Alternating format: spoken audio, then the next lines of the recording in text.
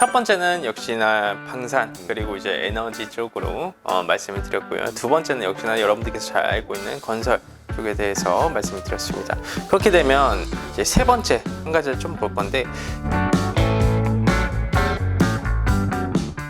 세 번째는 이제 바이오입니다. 네, 오래 쉬었죠. 바이오도 엄청나게 오래 쉬었는데 이 바이오 혁신위원회를 지금 이게 좀 의견이 분분해요.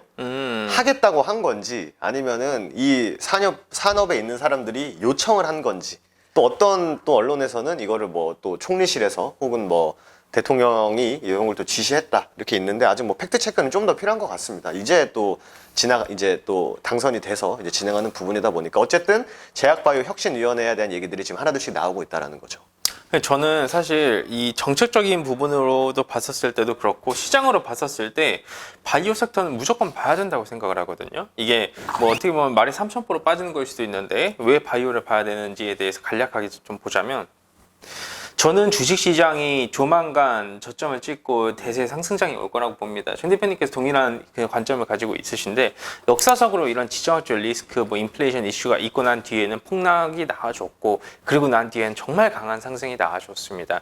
그러면 주식시장이 올라가기 위해서는 결국 주도를 해야 되는 섹터가 필요하거든요. 주도해야 되는 섹터가 필요한데, 이런 원자재 가격이 지금처럼 급등하고 있는 상황에서 사실 뭐 이런 소재가 들어가야 되는 2차 전지나 그렇죠. 이쪽 IT 부품이나 이쪽이 사실 주도를 하기에는 어려움이 있어요. 왜냐하면 그만큼 마진이 남기 어려운 구조가 형성될 수밖에 없으니까. 그렇게 되면 이런 원자재 인플레이션 이슈에 덜 좀 영향을 받을 수 있고, 그로 인해서 시장을 주도를 할 수 있을 만한 섹터는 더 냉정하게 보면 바이오하고 게임밖에 없습니다. 그렇죠. 예. 그러니까 이게 바이오가 뭐 물론 뭐 우리가 말씀하신 뭐 반도체, 자동차에 비해서는 시장에서는 그렇게 원재료가 차지하는 비중이 그렇게 크지 않다. 그리고 뭐 실적에 따라서 움직이는 것보다는 이제 이 기업들이 결국 어떠한 약을 만들었을 때, 그리고 어떠한 시험에 성공을 했을 때 부각받을 수 있는 것에 보다 집중하는 게 또 바이오다 보니까, 그리고 또 시총도 크잖아요. 그럼요. 네, 또 구성되어 있는 기업들이. 그래서 이제 바이오 기업들도 오래 쉬었고, 그리고 이제 코로나라는 또 그늘에서 벗어나서 이제 본연의 또 가치가 부각이 됐을 때 바이오 기업들은 충분히 한번 또 이제는 또 진짜 봐야 되지 않을까, 저도 그렇게 생각을 하고 있습니다. 바이오 쪽에도 어느 정도 뭐 건강보험도 확대를 시키고 제약바이오 혁신위원회도 설립을 하고 하나씩 움직임이 나와주고 있습니다. 저는 개인적으로 정책적인 부분이지만 이 시장의 관점으로 봤을 때, 섹터의 관점으로 봤었을 때 충분히 매력 있는 섹터가 이 바이오 쪽이지 않을까. 그리고 또 하나 뭐 어느 정도 키워드가 나왔는데, 이 만성질환과 중증질환 대상으로 그쵸. 건강보험료를 확대를 시킨다라는 네. 말도 나와주고 있어요. 그렇죠? 뭐 희귀질환 얘기들도 지금 하나둘씩 나오고 있는데, 사실 희귀질환 하면은 우리가 뉴스에서는 굉장히 많이 들어봤을 법해요. 뭐 왜냐면은 기업들도 물론 뭐 영리를 추구하고 아니면은 뭐 좋은 일을 하는 기업들도 물론 있지만, 어쨌든 결과적으로 일단 돈을 버는 회사가 목적이잖아요, 기업이. 정확합니다. 그러다 보니까 암, 뭐 뇌, 뭐 심장 이런 거는 사실 뭐 앞다퉈서 막 임상하고 개발하는데, 그 외의 병들, 조금 우리가 좀 생소한 병들은 기업들이 그렇게 투자를 많이 못 하거든요, 현실적으로.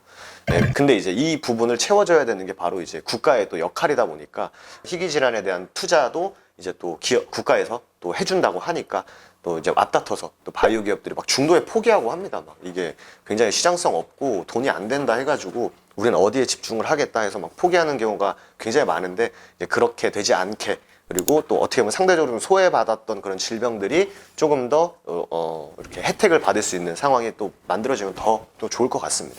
그리고 이제 이번에 뭐 코로나 사태로 인해서 상당히 많은 부문이 좀 느껴졌어요. 지금처럼 환자가 포화가 됐었을 때, 네. 아, 이거 정말 대책이 없구나 그쵸. 라는 것도 좀 많이 각광을 받아줬는데, 그로 인해서 집중받는 게 결국 이런 제한적인 원격 의료를 확대시키겠다 라는 키워드가 좀 한 타임 더 부각을 받아줬다라고 하면 이해를 해주시면 될 것 같고요.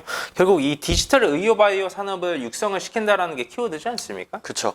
이게 결국 포인트는, 원격 진료의 포인트는 편함도 물론 있겠습니다만, 결국 물리적인 거리가 있을 때 즉각적으로 좀 치료가 가능하냐에 대한 포인트다 보니까, 정부에서도 혹은 이 원격 의료는 사실 기업에서도 많이 좀 집중을 하고 있는 거고, 국가에서도 이제 코로나 같은 상황이 다시 한번 발생하면 안 되지만, 또 어쩔 수 없이 발생하게 된다면은 이제 멀리 있어도 즉각적으로 좀 치료가 가능하게끔 이 원격 의료 적용과 디지털 산업들에 대한 좀 투자를 좀 늘려갈 것이다라고 얘기들이 많이 나오고 있습니다. 자, 그러면 벌써 좀 많이 봤습니다. 그렇죠? 사실 이것도 저희가 줄였죠. 네, 굉장히 많습니다. 정책적인 부분이 진짜 많은데, 좀 시장에서 지금 현재 또 그리고 앞으로 좀 근시일 내에 좀 반응할 수 있는 것들을 좀 추려 왔습니다. 예, 사실.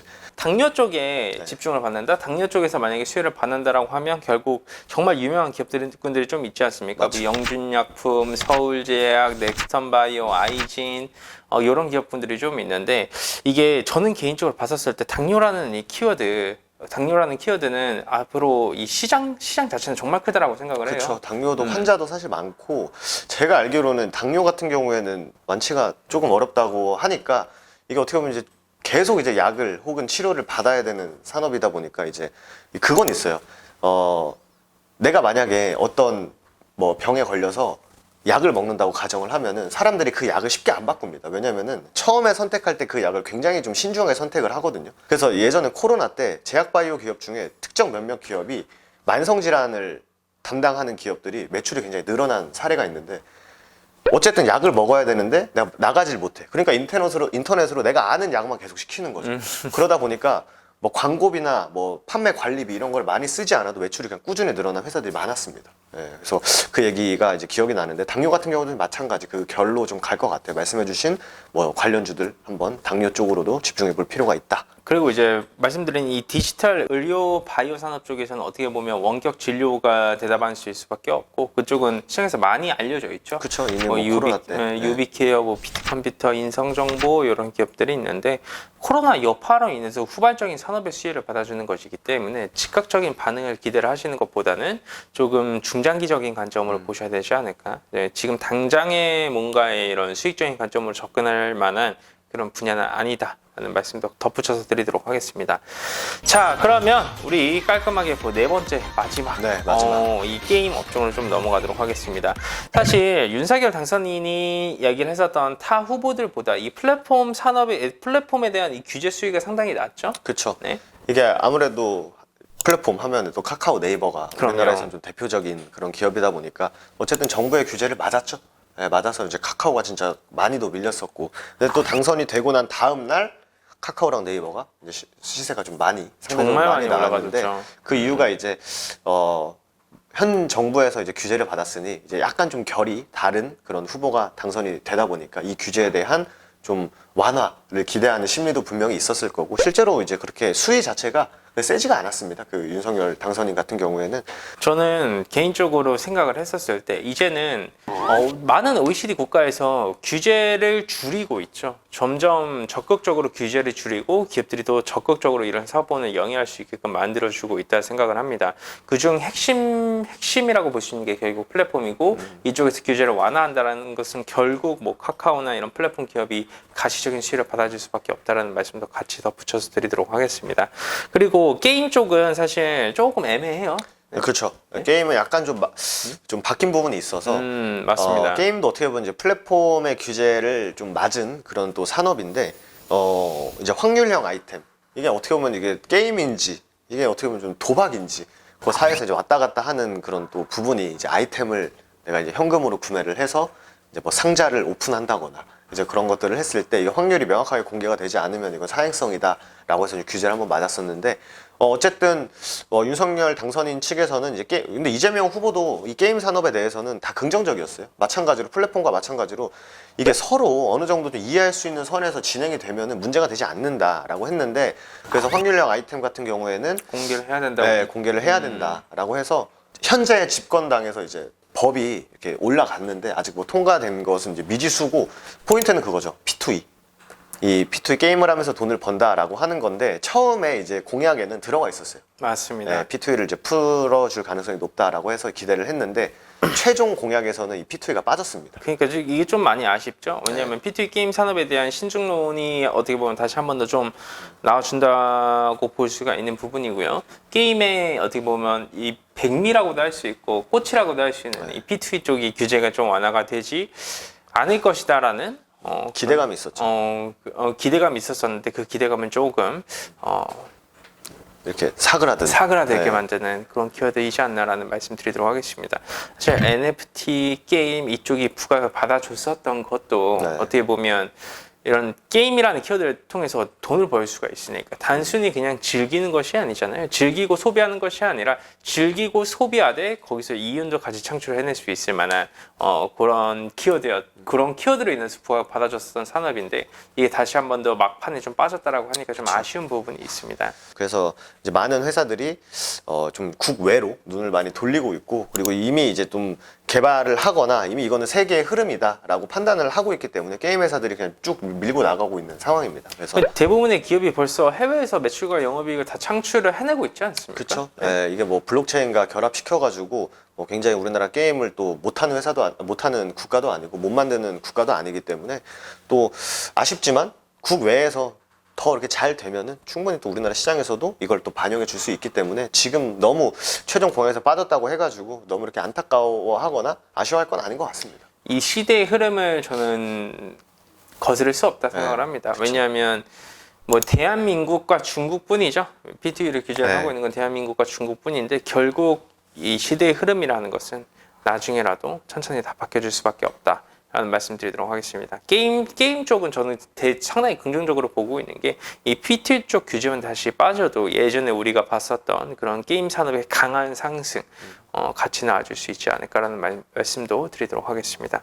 역시나 게임 관련된 기업을 우리가 대표적으로 꼽자면 뭐 저는 개인적으로 위메이드하고 NC소프트 정도가 좀 탑픽이지 않을까? 그렇죠. 네? 뭐 위메이드도 물론 최근에 이슈가 있었습니다만 저는 이제 위메이드가 왜 그런 하한가까지 가면서 그렇게 갔는지 잘 이해는 잘 안 되거든요. 왜냐면은 뭐 게임으로 돈을 벌던 뭐 그 외 부가 사업을 통해서 돈을 벌던 어쨌든 간에 그 기업이 돈을 번 건데 이제 게임으로 번 돈이 아니다. 이거는 뭐 코인 팔아서 번 돈이다라고 해서 시장에서는 좀 안 좋은 또 시각으로 비춰진 것 같은데, 그럼 제 개인적인 생각입니다만 뭐로 돈을 벌든 돈만 벌면 장땡 아닌가 기업이라고 법만 잘 지킨다면.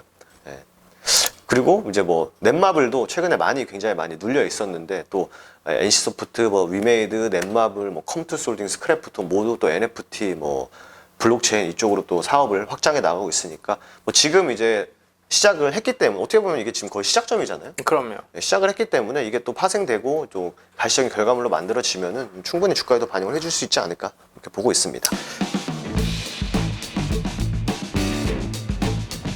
자, 좋습니다. 뭐 윤석열 당선인의 정책 관련 수혜 업종은 뭐가 있을까라는 것을 좀 알아봤는데 좀 길어졌죠. 네, 좀 간단하게 해드린다라고도 했는데도 불구하고 좀 많이 길어졌습니다. 그래도 좀 중요한 포인트하고 맥락은 명확하게 집어드렸다라고 생각을 하니까 한 번씩 보시면서 많은 도움 받아가시고요. 다음 영상에서는 더 흥미로운 모멘텀과 재료로 인사드리도록 하겠습니다. 한상욱, 정원철의 한정판이었습니다. 감사합니다.